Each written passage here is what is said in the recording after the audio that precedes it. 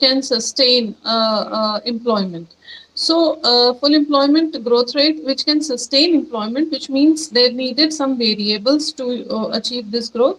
Harrod, as you have read, have used investment, and he has used saving, and he has used three. He has given three growth rates: actual, unwarranted, and natural. But Domer, and that was more from a supply side. But as you can see over here, this we have already done this. These are some of the equations which the Domer gave. Yt is equal to it upon s. Next equation. You have already done this, so keep writing these equations if you haven't written this. This is the second equation, that is yt minus 1 is equal to it divided by alpha. In this case, productivity capacity is created by investment to the extent of the potential average productivity of investment denoted by A. Uh, uh, this is important because dual role of investment इसमें से ही दिखता है कि what is the dual role of investment. So one side it is creating an income, on the other side it is creating a productive capacity. Another thing which you should know about Doman model is next slide. Next slide. Where all these variables stands for Y stands for productive capacity, and A is actual marginal capital output ratio. Before moving on to all these things, do you know what is a marginal capital output ratio? I think we did this. अगर नहीं पता है तो यहीं पे clear कर लीजिए, marginal capital output ratio वगैरह क्या होता है, पता है? Do you know what is a marginal capital output ratio? Girls?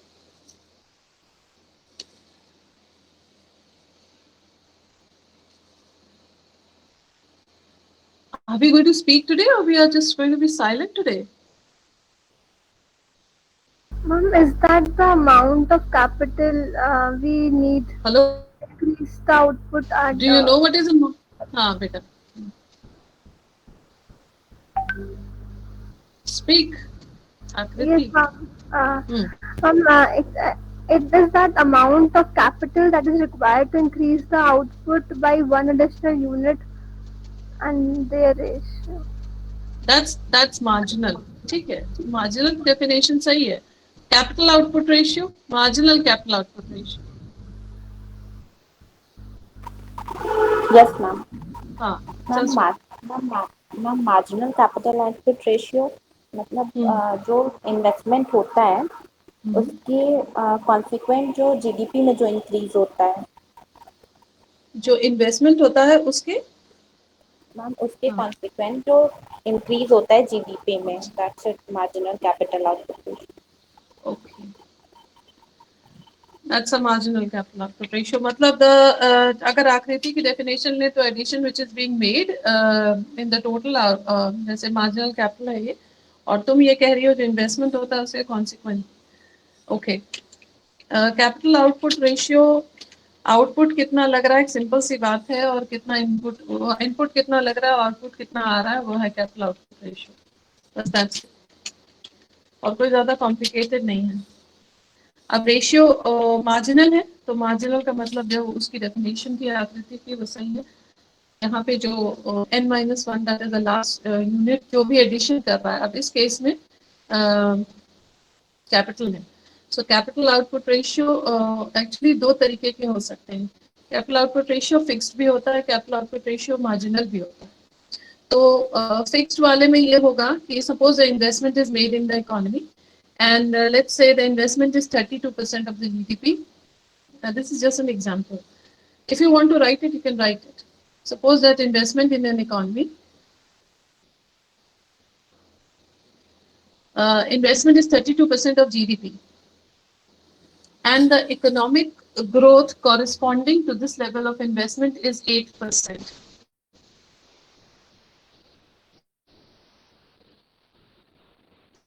ठीक है, तो जो जीडीपी में इन्वेस्टमेंट हो रहा है 32%, और जो इकोनॉमिक ग्रोथ कॉन्सिक्वेंटली हो रही है दैट इज लेट्स से 8%. इसको इंटरप्रेट कैसे करेंगे? इसको इंटरप्रेट किया जाता है here A rupees 32 investment reduces an output of rupees 8.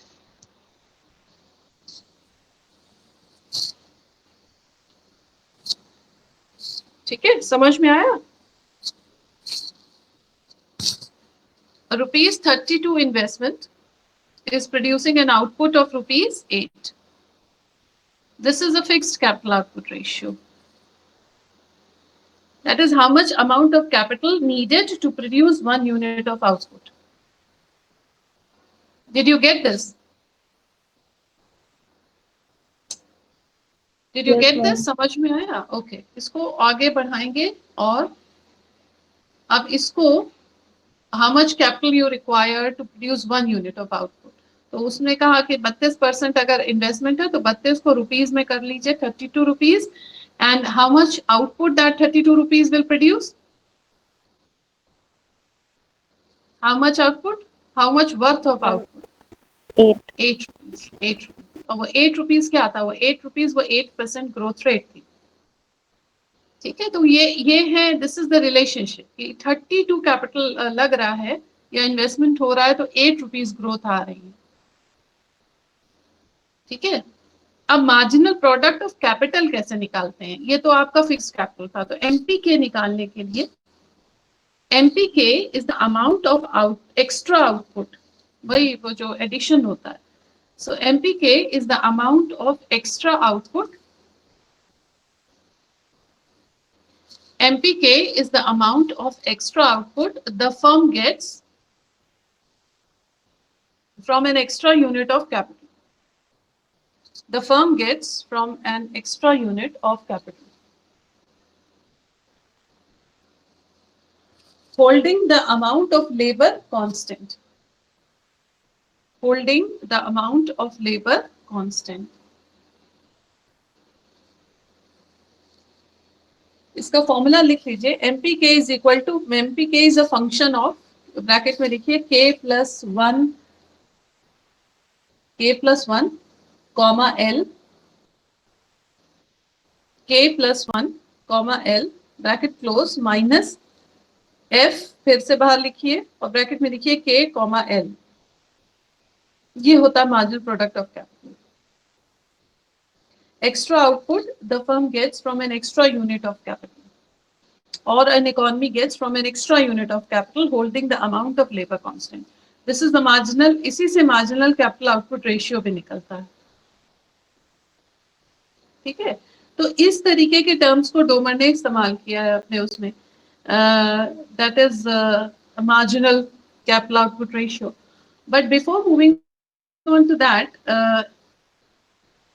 सबसे पहली जो इक्वेशन है वो है YD is equal to I think I upon alpha. आप मेरे साथ इसको लिखते जाइए. इस ये जो चीजें इक्वेशन में बोल रही हूँ इसको लिखते जाइए आप मेरे साथ. YD is equal to I upon alpha, ये आपने पहले लिखा होगा. इसको अगर टेक्सचुअल फॉर्म में आप पढ़ेंगी ये है क्या, तो बेसिकली YD उसने पहले क्लियर किया था. Is level of national income और level of effective demand of full employment. ये पहले इनिशियली स्लाइड में क्लियर है. सो YD आपका इसको समझ लीजिए लेवल ऑफ नेशनल इनकम या इफेक्टिव डिमांड. उसके बाद I आपका नेट इन्वेस्टमेंट है. और जो अल्फा लिया है वो है marginal propensity to save. Marginal propensity to save, which is actually, it's a marginal propensity to save, which is actually a reciprocal of multiplier. पहली इक्वेशन ये है. YD is equal to I upon alpha. Are all the variables clear?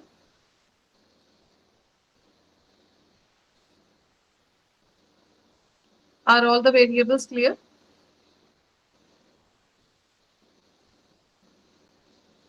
YD is equal to I upon alpha is clear? Yes, ma'am. Okay, इसको आगे अब लिखिए.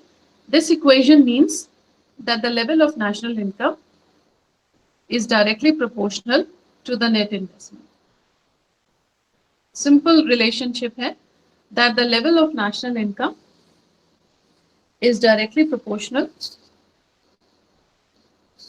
Level of national income is directly proportional to net investment.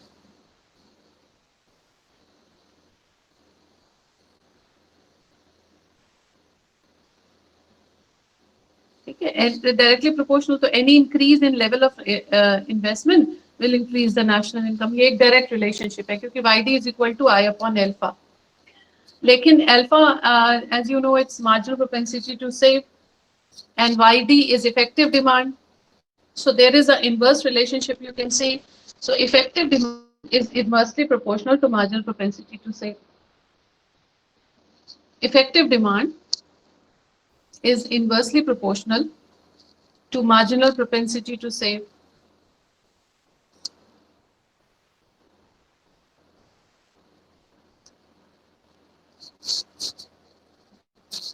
ठीक है, and this equation explains the demand side of investment. This equation explains the demand side of investment.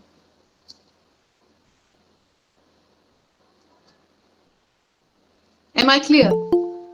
Three things: direct relationship between YD and I, inverse relationship between YD and marginal propensity to save, and third thing, this equation explains the demand side of investment.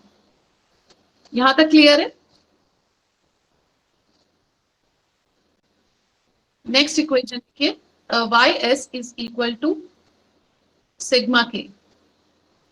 YS is equal to sigma K. This was also explained. अगर नहीं है तो लिख लीजिए, YS is equal to sigma K.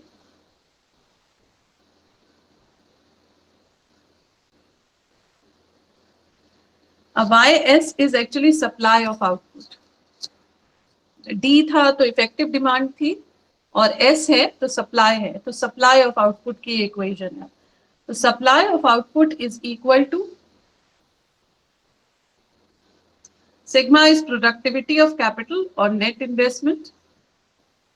Sigma is productivity of capital or net investment, and K is real capital. And K is real capital.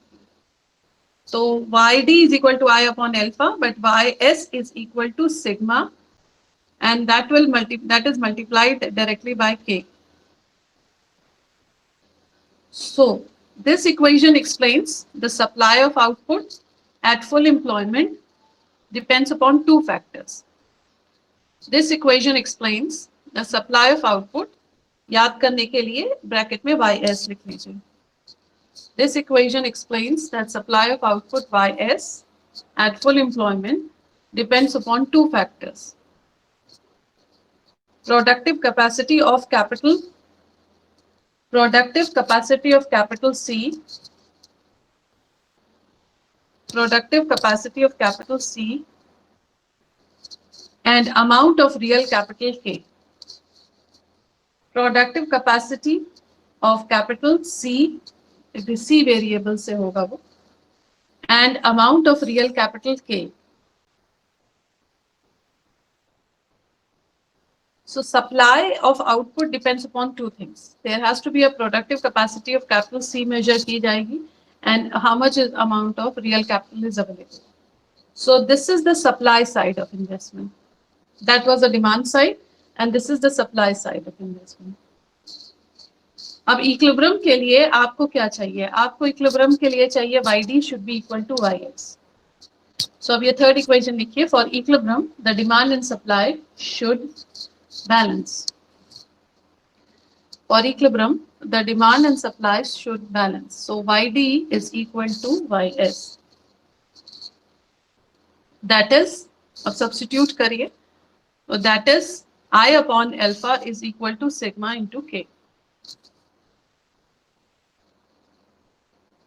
I upon alpha is equal to sigma into K. और I को left hand side में लाइए. I is equal to, और I is already on the left hand side, then you take alpha on the right hand side. I is equal to alpha sigma K. I is equal to alpha sigma K. ऐसे भी लिखा जा सकता है. This equation explains the condition for steady growth. This equation, I is equal to alpha and sigma K. This equation explains the condition for steady growth, and it is possible This equation explains the condition for steady growth, and it is possible only when investment equals the product of saving income ratio.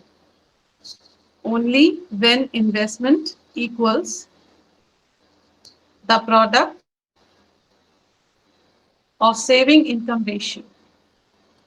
This equation explains the condition for steady growth, and it is possible only when investment equals the product of saving income ratio, comma, capital productivity and capital stock.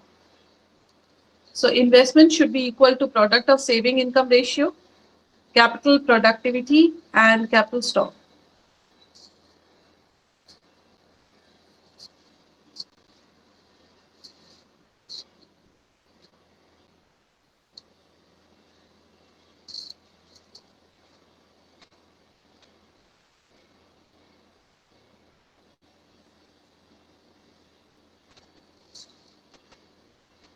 And now I will give you one equation, in fact a series of equations which will show you that how does this actually whole thing work. आपने अभी जो लिखा product of saving income ratio apply capital productivity and capital stock, इसमें add करिए for this we must give increment to the demand as well as to the supply equation. For this we must give increment to the demand as well as supply equation. For this we must give increment to the demand as well as supply equation. अब इसको बहुत ध्यान से लिखिएगा, ये आपकी slide वगैरह में है नहीं actually. The demand and supply equation in incremental form are. Aditi, will you change the slide? अगर लिखा हो तो मैं देख लूँगी. I think. Will you change the slide? Next slide. Next slide. नहीं रहने दो, ठीक है. Let's do this. इसमें लिखिए the demand and supply equation in incremental form are. Incremental form R. अब इसको लिखिएगा delta by D. Be with me if something is if you miss something, let me know. Delta by D is equal to delta I upon alpha. Delta by D is equal to delta I upon alpha. Variables के वो same है, that is what they stand for. And delta by S is equal to sigma delta K. So increment क्योंकि हमें करना था तो हमने दोनों तरफ increment किया है. Because increment in equation demand भी करनी है और supply भी करनी है, तो हमने demand side में की delta by D is equal to delta I upon alpha. Delta means change, तो what they are saying is effective demand अगर आपको बढ़ानी है तो सीधे सीधे net investment change होगा delta I. और supply side में they said that if you want to change supply then change real capital delta K. तो इसके नीचे लिखिएगा increment have been shown in the level of effective demand. Income have been shown in the level of effective demand. Income have been shown in the level of effective demand and investment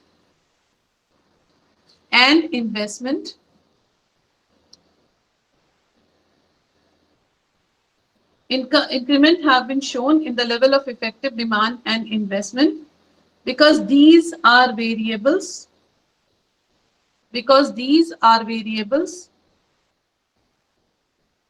But investment,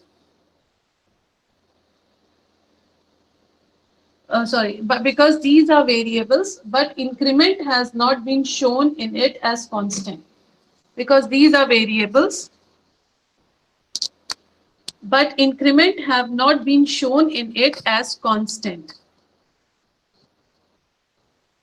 Increment है, लेकिन ये बताया नहीं गया है. Increment have been shown in the level of effective demand and investment because these are variables, but increment have not been shown it as constant. दूसरी equation लिखिए इसके नीचे, delta Y S is equal to sigma delta K, delta Y S is equal to sigma delta K. So एक तो effective demand में increment है, but that is not constant. अब supply का एक्सप्लेनेशन लिखिए, this implies that change in the supply of the output, this implies that change in the supply of output, that is ys, would be equal to product of change in real capital, would be equal to product of change in real capital K.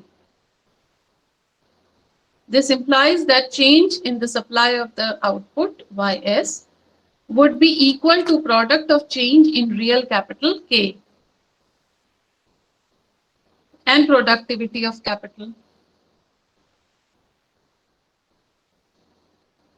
and productivity of capital.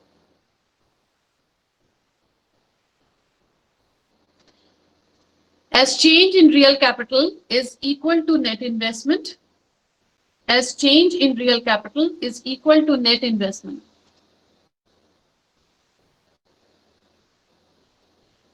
तो बस इसको आप equation में लिखिए, delta Y S is equal to sigma I, because as I said, as change in real capital is equal to net investment. So net investment is written as sigma I. So delta ys is equal to sigma I. The condition for achieving steady growth rate is, the condition for achieving steady growth is delta yd is equal to delta ys. Delta yd is equal to delta ys, और अब substitute करिए delta Y D को delta I upon alpha से, which is equal to sigma I by S को substitute कर दीजिए, delta I upon alpha is equal to sigma I. Cross multiplying, we have to cross multiply, we get delta I upon I is equal to sigma और alpha. This is the final equation which you will get, जो incremental है और दोनों तरफ increment से आपको मिली है। So equation जो मिली वो थी delta I upon I is equal to sigma multiplied by alpha.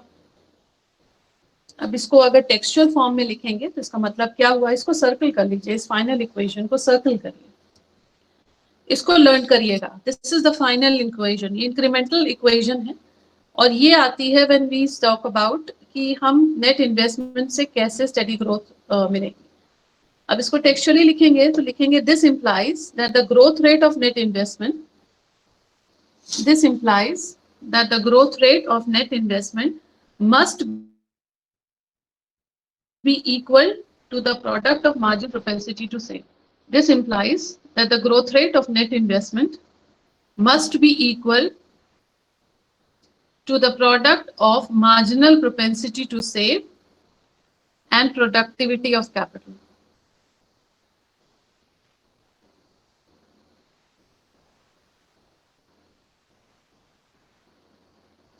This implies that the growth rate of net investment must be equal to the product of marginal propensity to save and the productivity of capital.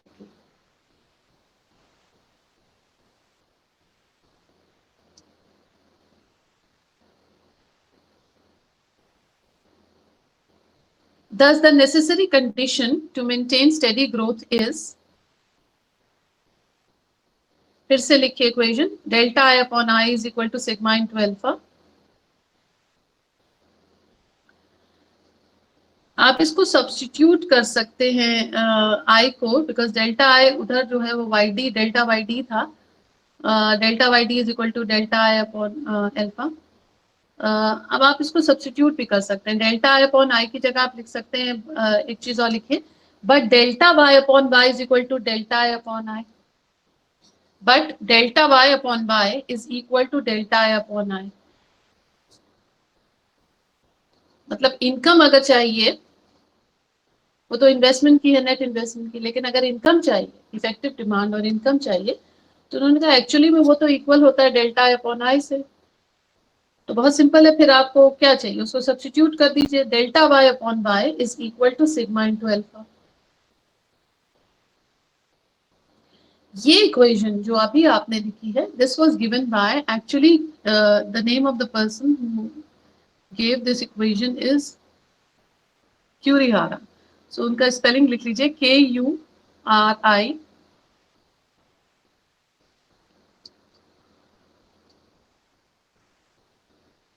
Kurihara.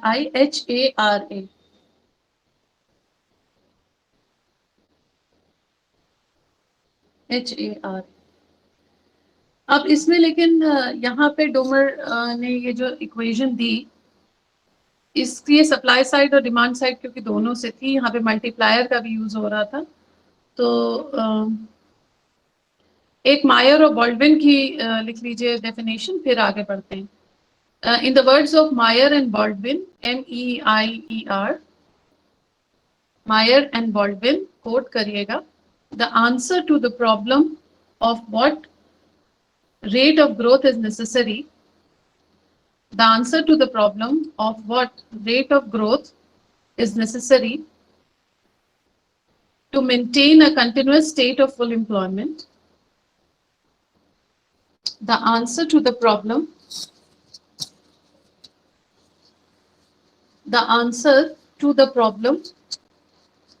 of what rate of growth is necessary to maintain a continuous state of full employment is that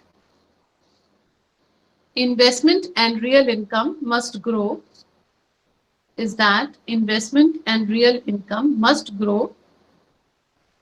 at a constant annual percentage. Must grow at a constant annual percentage. Must grow at a constant annual percentage rate equal to the product of the constant annual percentage rate equal to the product of the propensity to save and the average productivity of investment.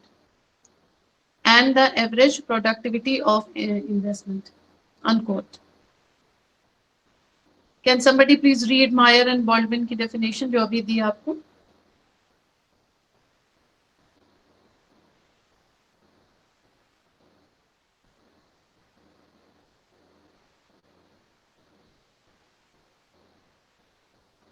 Please read this definition which I have given it to you right now. Meyer and Baldwin की.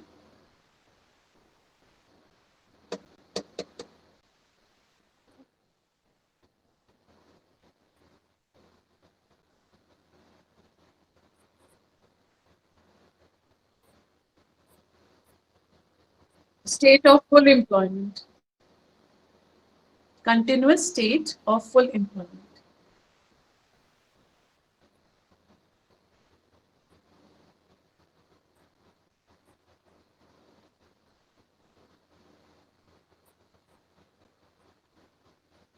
Now, average productivity of investment. Okay. Okay. I hope everybody got this definition. I will not move towards Domer. Now I will move towards Keynesian economics a little bit because यहाँ के जितने भी चीजें हैं ये सब Keynesian economics की हैं। अच्छा, आप लोग बताइए कि आप लोगों ने फ्लो चार्ट पढ़ा है Keynesian economics का? Flow chart of his propensity to consume. या flow chart of his consumption pattern. जिसमें कि he gives that income is divided into consumption and saving, और फिर consumption is divided into APC and NPC. ये वाला flow chart पढ़ा है कि नहीं पढ़ा? Keynesian theory of employment में पढ़ाया जाता है। उसके बिना डोमर बेकार है। पढ़ा है कि नहीं पढ़ा बच्चों? पढ़ा है ना? Yes ma'am. Yes ma'am. तो अभी थोड़ा सा कितना डिवीजन तक कर सकते हो तुम लोग? Can you draw flow chart? कहाँ तक बना सकते हो अभी? आई वॉन्ट टू नो, ये सबके लिए, not just for Akriti, I want to know honestly, आप लोगों को आता है कि नहीं आता है? बिना उसके बेकार है ये सब पढ़ना। नहीं आता तो I will give it to you, but do you know और यू डोंट नो?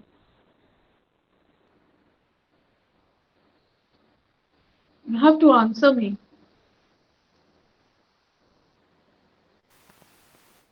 हाँ, silent people. Yes, answer. Ma'am वो फ्लो चार्ट जिसमें aggregate supply function and demand function. हाँ, एक फ्लो चार्ट, हाँ, एक थियरी ऑफ एम्प्लॉयमेंट का एक फ्लो चार्ट ma'am. बनता है। That's what I'm asking. वो फ्लो चार्ट पढ़ा है, सिंपल सी चीज है।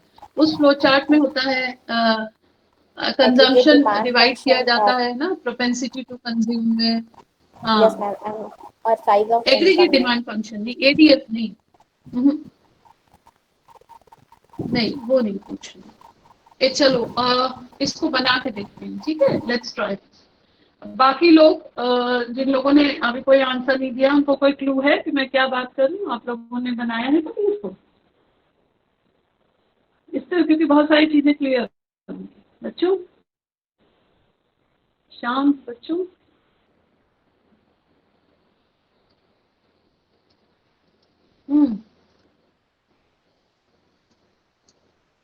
Archita joined a long time after. Archita, can you hear me? Yes, ma'am. चलो गुड, बना के देखते हैं इसको। चलिए बनाइए इसको। ऊपर लिखिए कीनीजियन थियरी।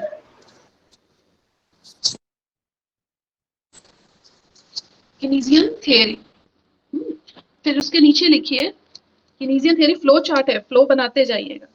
कीनीजियन थियरी, फिर लिखिए एम्प्लॉयमेंट, दैट इज एक एरो नीचे की तरफ एम्प्लॉयमेंट, फिर नीचे की तरफ इफेक्टिव डिमांड, फिर एरो और टोटल एक्सपेंडिचर। ये तीन चीजें एक्सप्लेन करेगा ये चीज, एम्प्लॉयमेंट, इफेक्टिव डिमांड और टोटल एक्सपेंडिचर। ये कीनीजियन का कॉन्सेप्ट था। इसमें इफेक्टिव डिमांड को दो पार्ट में साइड में डिवाइड कर लीजिए, side that is on the right side, उसको दो उसमें डिवाइड कर लीजिए, एडीएफ और एएसएफ, इसको छोड़ देंगे। फिर हम आगे इसको देखेंगे। पहले ऊपर एएसएफ लिखिएगा, नीचे एडीएफ लिखिएगा, ऐसे कर लीजिए। अब आपके सारा फ्लो चार्ट तीन पार्ट में डिवाइड कर दीजिए। एक है कंजम्पशन, दूसरा है इन्वेस्टमेंट और तीसरा है गवर्नमेंट एक्सपेंडिचर। ये तीनों कीनीजियन वो है वेरिएबल्स, सी, आई और जी। सी, आई और जी।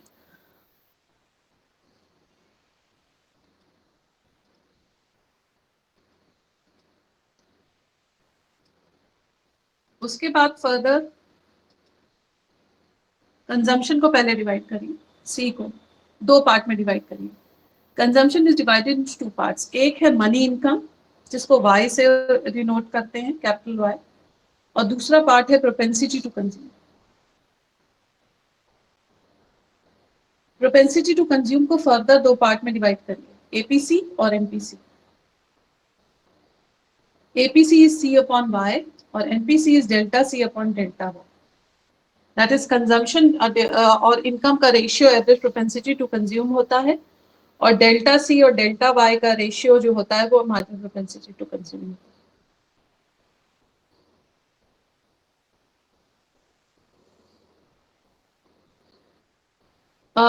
एपीसी और एमपीसी एक्चुअली दो तरीके के फैक्टर्स से अफेक्टेड होते हैं या डिटरमाइन होते हैं, उनको लिख लीजिए दो। इनफैक्ट दोनों के नीचे ये है डिवीजन जाएगा, subjective factor, objective factor.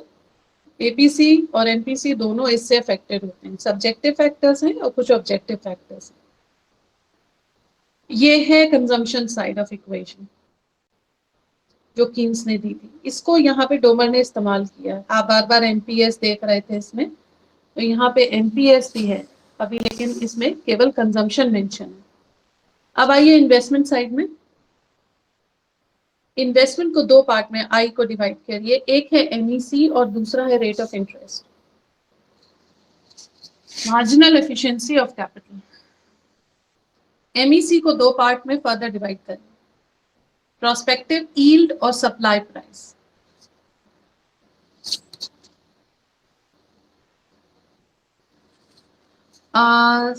Prospective yield and supply price और रेट ऑफ इंटरेस्ट को दो पार्ट में डिवाइड करिए, supply of money and demand for money. जो उसका कॉन्सेप्ट था कीन्स का लिक्विडिटी प्रेफरेंस का, जिसमें ट्रांजैक्शनरी, प्रिकॉशनरी, स्पेकुलेटिव मोटिव उसने दिया था, उसने यहाँ पे उसको डिफाइन किया था। रेट ऑफ इंटरेस्ट के दो डिटरमिन हैं actually, supply of money and demand for money. ये जो एमईसी के दो डिटरमिन है, प्रोस्पेक्टिव यील्ड और सप्लाई प्राइस। प्रोस्पेक्टिव यील्ड को फर्दर उसने डिवाइड किया था, उसको डिवाइड करिए। Prospective yield is further divided into expectations, और expectation is further divided into two parts, short run expectation और लॉन्ग रन एक्सपेक्टेशन होती है। सो शॉर्ट रन और long run. Demand for money को तीन मोटिव्स में डिवाइड कर लीजिए, transactionary, precautionary and speculative. Transactionary, precautionary and speculative. और गवर्नमेंट एक्सपेंडिचर रहने दीजिएगा अभी, he didn't touch that. He divided these two things, consumption and investment. ये Keynesian income का एक्चुअली फ्लो चार्ट था। इनकम थियरी ऑफ एम्प्लॉयमेंट में ये flow chart बनाया जाता है। अब जो वेरिएबल्स आप यहाँ पे पढ़ रही हैं, उसमें 2, 4, 6 वेरिएबल, इफेक्टिव डिमांड, एमपीएस। अब इनका एक काम करिएगा, एक टेबल बनाइएगा। Now I'll give you a table, जिससे कि ये समझ में आए कि ये आता कैसे है।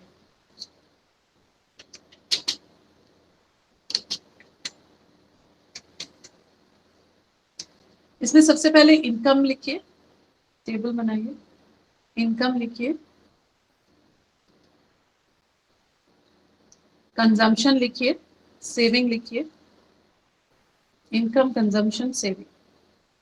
Because YD is divided into two parts is equal to C plus S.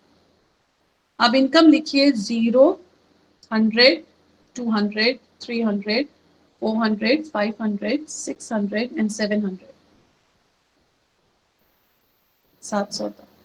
लेकिन कहाँ से शुरू हो रही है? अब कहाँ से शुरू हो रही है आपकी?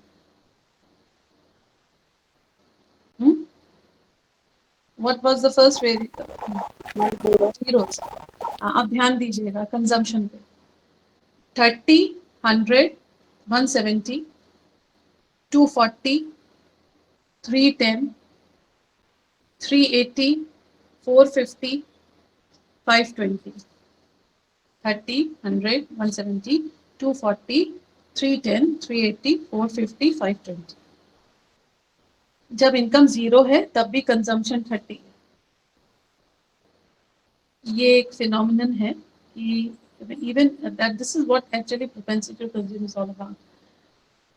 Rate of increase तो दिखेगा, when there is increase in the income the consumption also increases, वो आपको दिख रहा है, but it not at the same proportion, not in the same proportion as income increases. This is propensity to consume, ये diagram table में दिखेगा। But 0 income पे भी 30 कंजम्पशन है, तो ये कंजम्पशन पहली बात वो करता कैसे है? तो to answer that question he said that actually ये कंजम्पशन वो दिस सेविंग से करता है। सो एक तो ये चीज़ क्लियर कर लीजिए बिल्कुल। और यहाँ पे प्रोपेंसिटी टू कंज्यूम दिख रहा है आपको कि जब 0 से 200 हुई तो कंजम्पशन बढ़ा 100 से 170, 200 से 300 हुई तो कंजम्पशन बढ़ा 240। आप देख रही हैं कि जैसे जैसे इनकम बढ़ रही है कंजम्पशन भी बढ़ रहा है, बट रेट नहीं है सेम। रेट का मतलब यहाँ पे क्या है?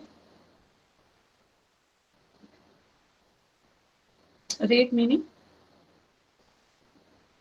how do you calculate the rate here?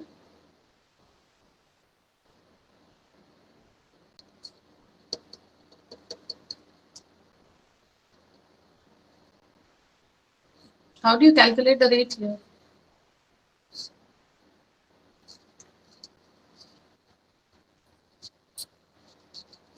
Difference से आएगा when 200 will be deducted, sorry 100 will be deducted from 200, तो वो 100 का डिफरेंस है। लेकिन यहाँ पे जो डिफरेंस है वो 70 का है।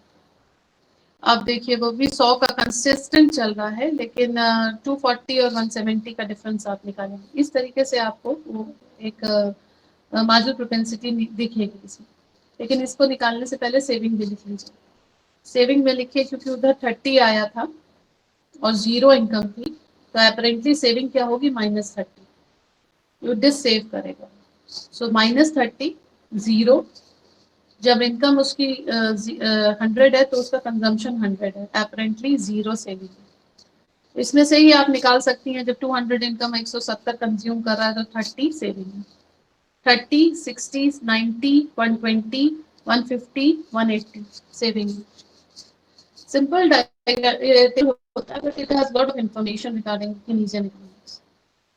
अब वो इनकम अब लेकिन एक चीज है, कंजम्पशन जो है वो उसका तो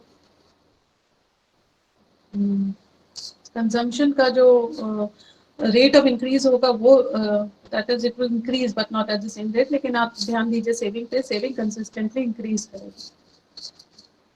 तो यहाँ से अब वो निकालते हैं MPC, marginal propensity to consume. तो एमपीसी निकालने का जो उनका फॉर्मूला है वो सिंपल है। Anybody has an idea? Delta C upon delta Y. तो अभी जो बोला था उससे निकाल लीजिए, delta C upon delta Y, तो एमपीसी निकल आएगा। ऐसी delta S upon delta Y से एमपीएस निकल आएगा। एमपीसी और एमपीएस दोनों इसी टेबल से निकल आएगा, जो कि एक्चुअली में आपको ये बताएंगे कि ये वर्क कैसे करता है। एंड वो एमपीएस की जब बात कर रहा है तो एक्चुअली में what is he talking about. अब एक और कॉन्सेप्ट यहीं से निकलता है जिसका एक्सप्लेनेशन इसी टेबल से आएगा, वो है मल्टीप्लायर। क्योंकि वहां पे मल्टीप्लायर का यूज हुआ है डोमर मॉडल में, इसलिए मल्टीप्लायर यहीं से निकल आएगा।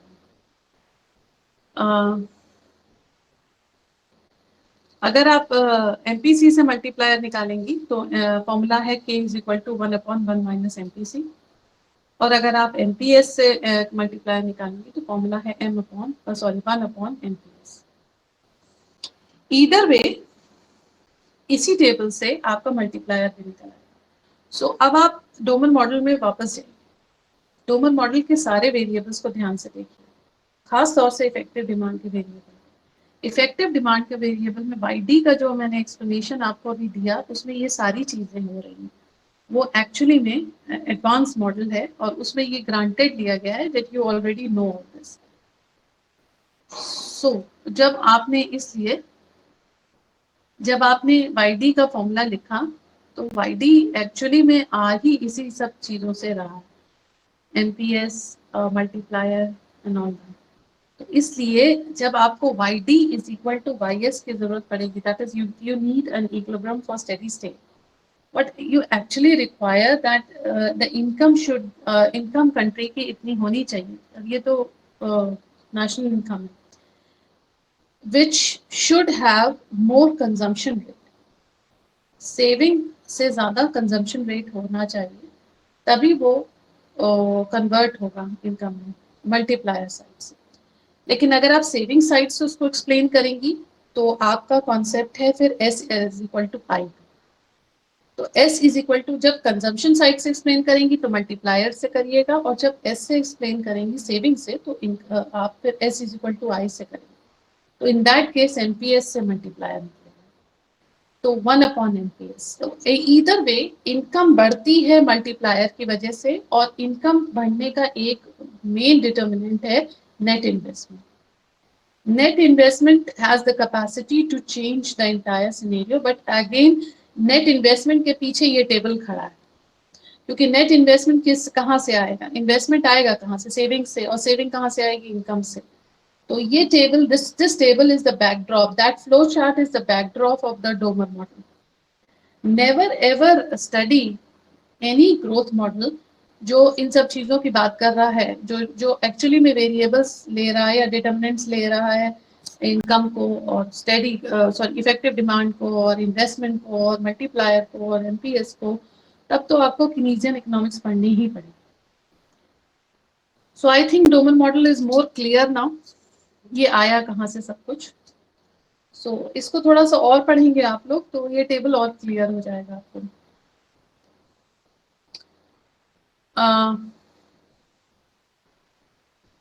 अब इसका डायग्रामेटिक रिप्रेजेंटेशन है which I will give you in the slide next in the next class, लेकिन इसके लिए एक न्यूमेरिकल अभी सॉल्व कर लीजिए, कैसे इसको सॉल्व करते हैं।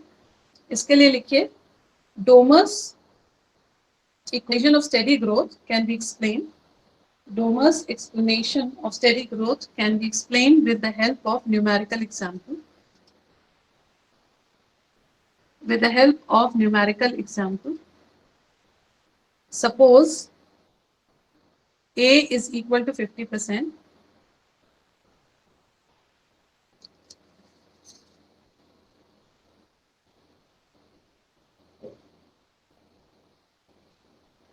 I लिखिए 50%, not A. I लिखिए 50%.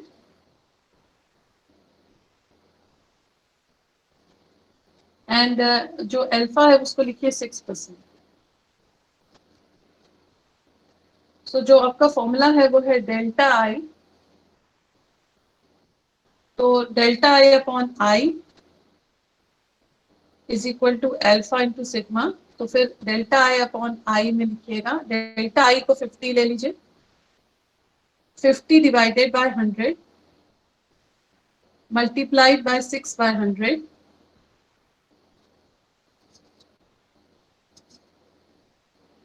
which is equal to 3 by 100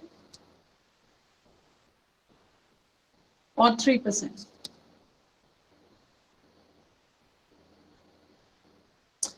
ये 3% क्या है? This is income or investment must grow at 3%. ये जो आपने निकाला है 3%. This is the income or investment must grow at an annual rate of 3% if full employment growth rate is to be maintained. If full employment growth rate is to be maintained.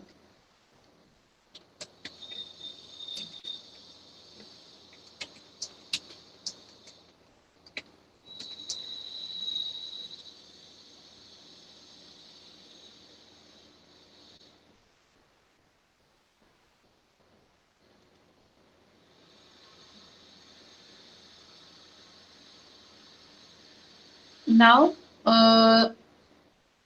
how did India use this model? तो उसके लिए you will have to study the first 5-year plan.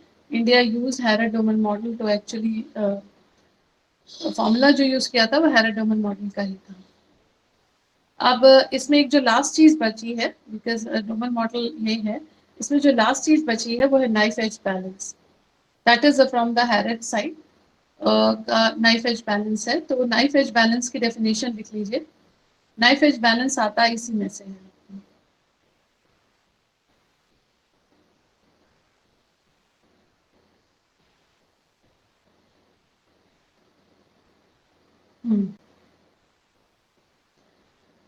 Knife edge balance. Okay.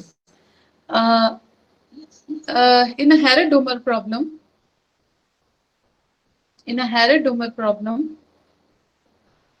they exhibited two knife edges.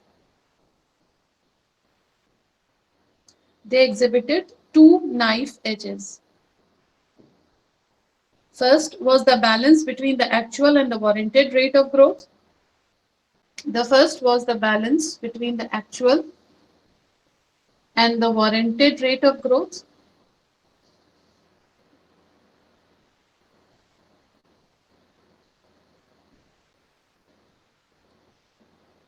Which is known as macroeconomic stability. And the balance between warranted and natural rate of growth. And the balance between a warranted and natural rate of growth, which is known as employment stability. This is known as knife edge balance. The first is between actual and warranted, that was known as macroeconomic stability. The another one is known as employment stability.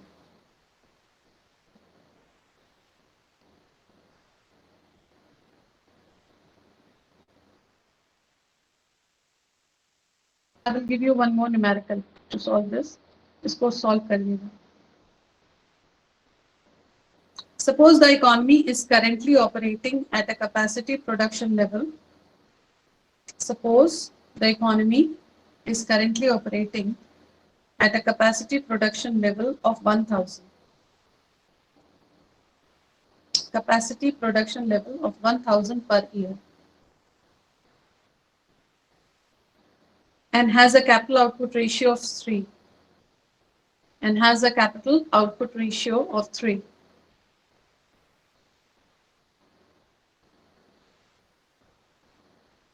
This means the capital stock जो production level होता है और जो capital output ratio होता है उसको multiply कर दिया जाता है. So the capital stock in this case is 3000.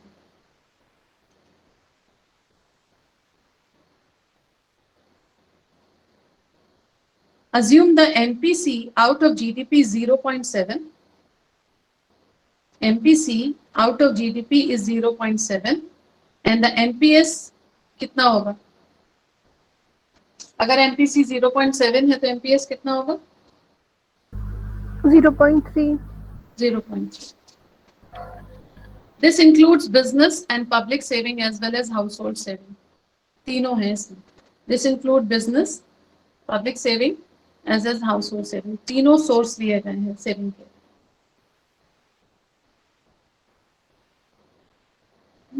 अब यहाँ पे ये चीजें इतने न्यूमेरिकल आपको दिए, इतने नंबर्स दिए जाएंगे of different variables which are written here. MPC, NPS, production level, capital output ratio. अब यहाँ पे हेरेट-डोमर मॉडलिंग क्या करता है इन चीजों को लेके. सो उसको नेक्स्ट लाइन में लिखिए. The Harrod Domar growth model tells that the equilibrium growth rate is G. The Harrod-Domer growth model tells that the equilibrium growth rate is G, which is equal to equilibrium growth rate निकालेगा वो MPS divided by capital output ratio. यही formula उसमें पीछे दिया है. MPS is equal divided by capital output ratio. तो MPS है 0.3, their capital output ratio है 3. तो 0.3 divided by 3 is equal to 0.1.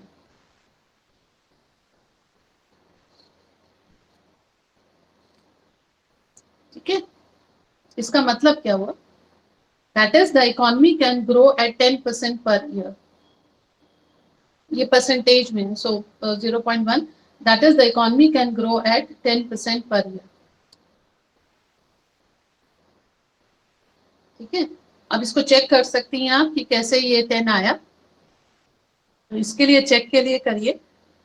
At the current GDP of 1000, the level of saving is 0.3 multiplied by 1000. 0.3 multiplied by 1000. क्या answer आएगा 0.3 multiplied by 1000 का?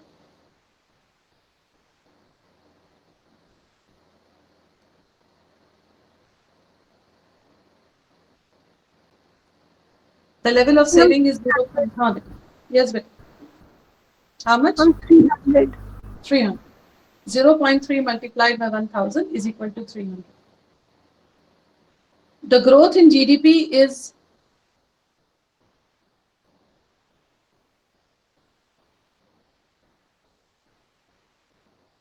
the growth in GDP is 0.1 multiplied by 1000, which is equal to 100. The growth in GDP is 0.1 multiplied by 1000, which is equal to 100. And with a capital output ratio of 3, with a capital output ratio of 3, the additional capital required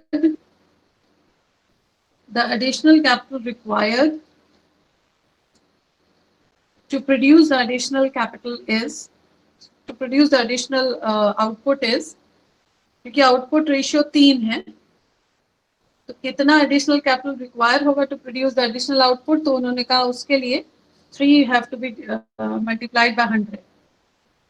तो फिर answer आ जाएगा 300.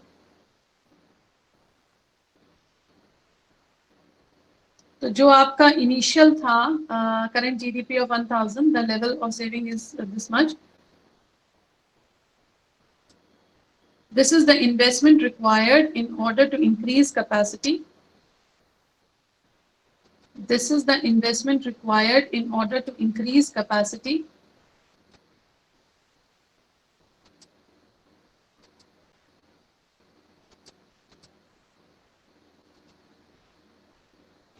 This is the investment required in order to increase capacity.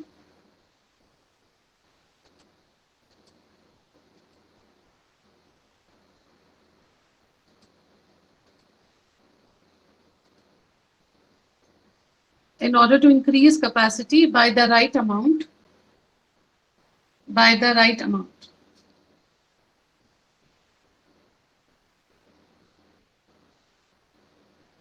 So this is how this thing works. I'm ending this class. In the next class, I'll be taking up some other theory, but before that, I'll be giving you a Domer ka ek wo hai. There is a graphical representation that I will give it to you. या मैं इसी slide में करके आप लोगों को दे दूँगी. In the next class, I'll be taking up some other topic. So thank you. I think you guys have a meeting, so go. Take care.